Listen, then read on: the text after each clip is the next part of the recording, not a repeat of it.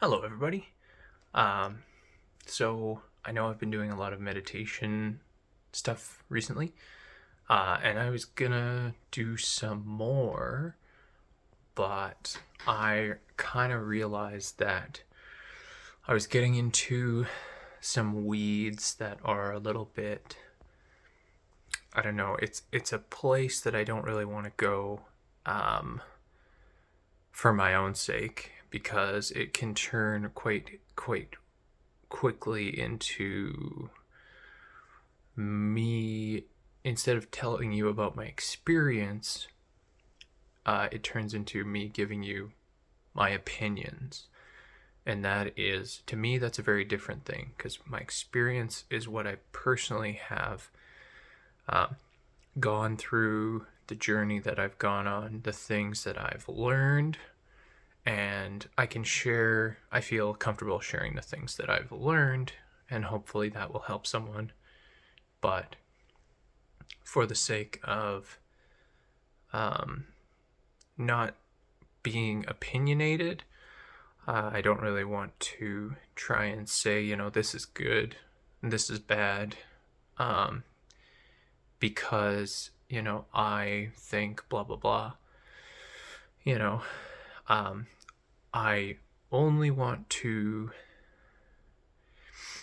Well, anyways, I'm rambling, and I'm just going to repeat myself. But all that to say that I thought to I could go in a little bit of a different direction with this one and talk about a character that I enjoy quite a bit who has a lot of qualities that I appreciate.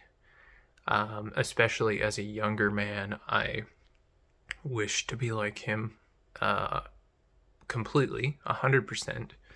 And now maybe 50%. But all the same, let's talk about Sherlock Holmes a little bit. Okay, so yeah, I don't know. Okay. So Sherlock, he's obviously a genius, and to me, he has certain qualities that I enjoy as a person who likes to be curious about the world primarily, um, and then as a perfectionist, and then also as sort of an anti-perfectionist. Um, so, for example, Sherlock dedicates his time to his mind. That's where he sees value. And when I was younger, I saw that quite a bit as well. I was like, obviously, you want to cultivate your mind. That's the most important thing. Um, but he was really bad with people. And I mean, there's nothing wrong with that. But it is, I guess it's not a flaw. I think the only thing really that I think of as the thing about Sherlock that I would not want to be like is, I mean, one thing is I think he was quite troubled. Like as much as he was, he found a thing that he loved and he did that, and eventually he found a friend with John Watson, and they hung out quite a bit. I think he was ultimately, quite lonely, because he was so smart and he was so much smarter than a lot of people, or he sort of, I guess, demanded of himself that he be smarter, and so he would often remove himself from friendship, situations where maybe he could become friends with someone. He would maybe rather be the smartest person in the room. So, but the thing that I would not want to be like him is his addictive habits. And for the sake of the story, obviously it's very interesting seeing someone who's so intellectual that they need some stimulus at all times. And if they can't get it through solving problems and solving puzzles, then they have to do it through cocaine. I've never done cocaine, so I don't know, but a hyper intellectual, to me, I would think that a hyper intellectual would actually get cocaine would make them want to do even more, but for him, it seemed to kind of take the edge off of his intellectual needs. That was cool. I mean, cool in like, sorry, in like an interesting way.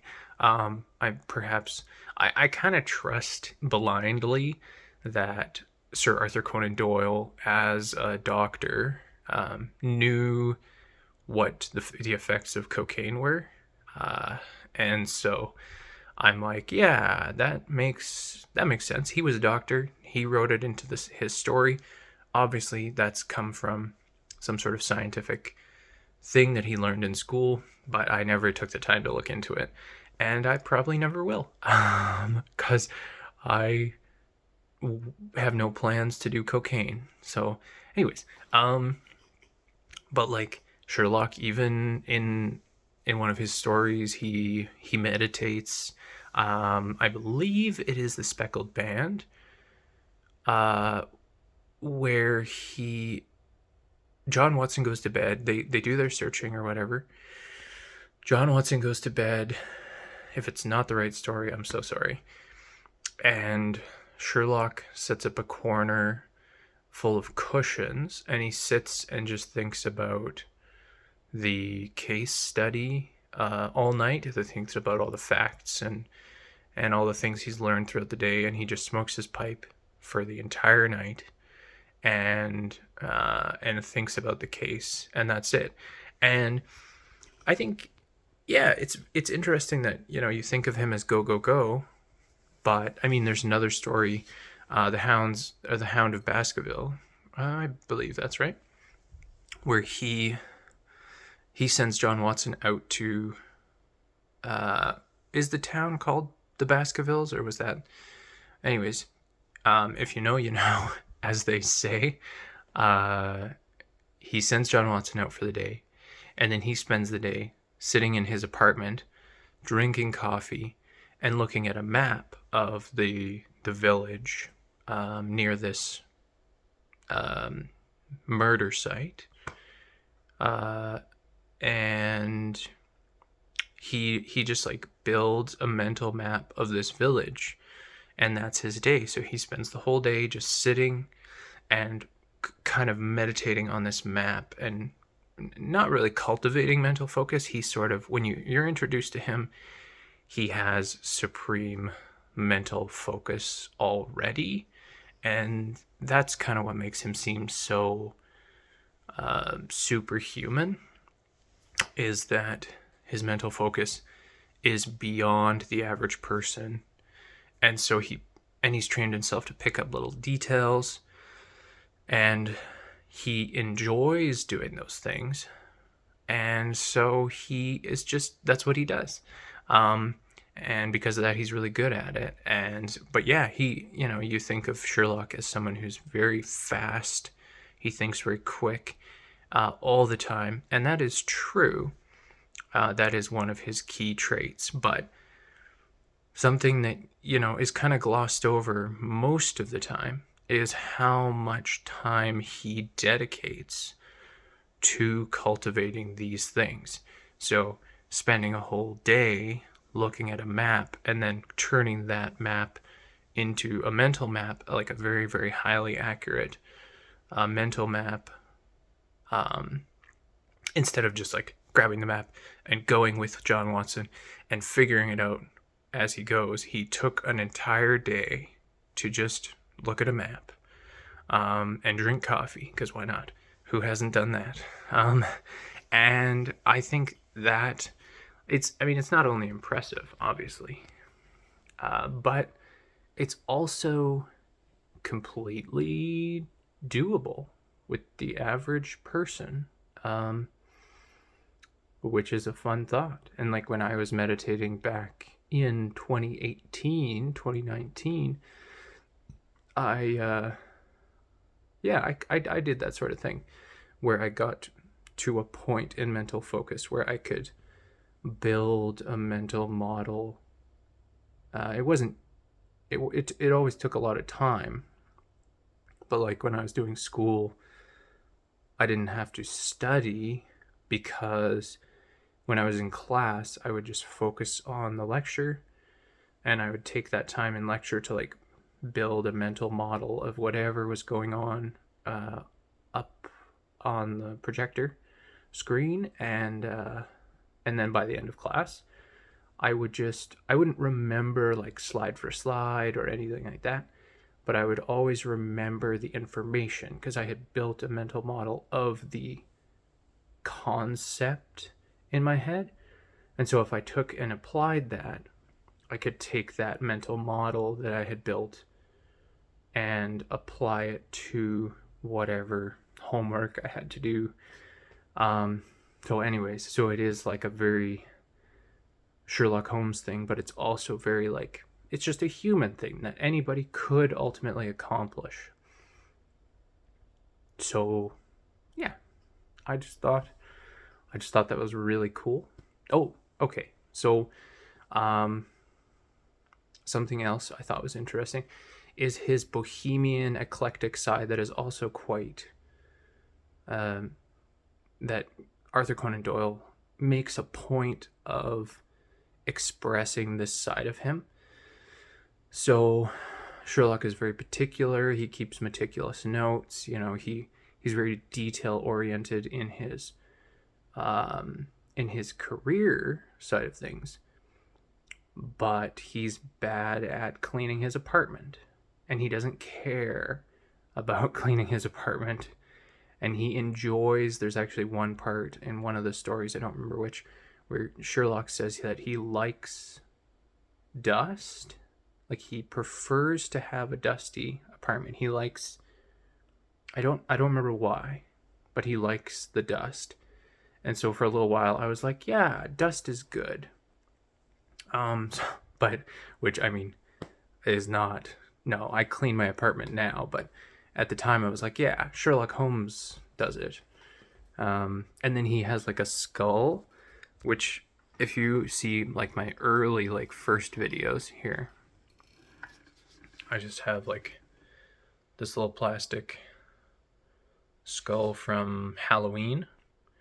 Uh, and I put that as my like, I guess my me substitute in my first couple videos, but it is kind of cool. And sometimes my girlfriend uses it for like checking because bones, skull bones, because she does some forensics stuff. Anyways, so yeah, I just like that eclectic side of him where like he doesn't really care about money. Like Sherlock is quite rich, quite wealthy, especially by the end. And a lot of that is because John Watson writes all these stories, and so his name, he becomes quite famous. But he doesn't care about the money. Um, and he just is in it for the enjoyment of the puzzle. But at the same time, it must be said that he must like helping people, even though he doesn't necessarily like people.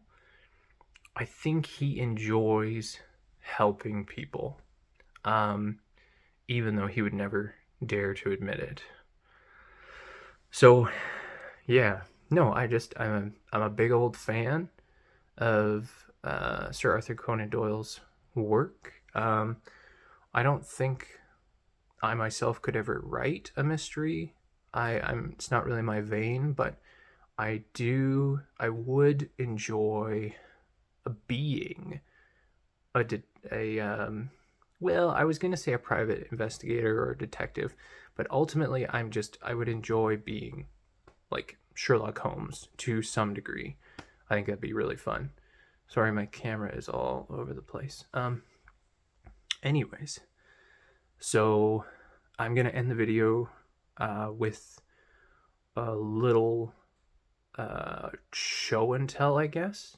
So if you're just here for Sherlock, then good. Have a good day.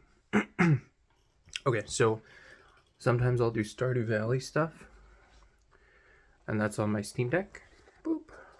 So if you guys don't know what a Steam Deck is, there's a company named Valve, or called Valve, I guess, and they have a website called Steam where they have computer games, and they created a gaming handheld called a Steam Deck, and it is very powerful, and it can play very hardcore games, and so naturally I play Stardew Valley on it, and it's very big. You can kind of see, yeah, that's bitter.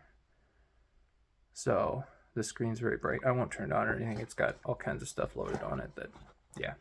But like there's like games and OBS in the background right now, and it'd just be a mess to look at. But so that's where I play Stardew Valley from. It has a really good mic, and oh, and then back here I have my what's it called? That nativity, like December calendar, where you pop chocolate out of it, just from the dollar store. Really pretty good, kind of fun. If you can afford a higher end one, I would highly recommend it, but you know, the dollar store ones are good. And there was a third thing. Oh, I have a book, and I'm going to be reading some short stories and stuff on Twitch on January 11th. So if anybody wants to join me on Twitch on January 11th in the morning, I guess leave a comment saying you want to join, and then I'll like give some details. But if nobody leaves any comments or anything wanting to join, then I probably just won't leave details, because yeah. Anyways, so that is everything. I hope someone enjoyed talking about Sherlock for a couple minutes, and yeah, have a good day. Bye.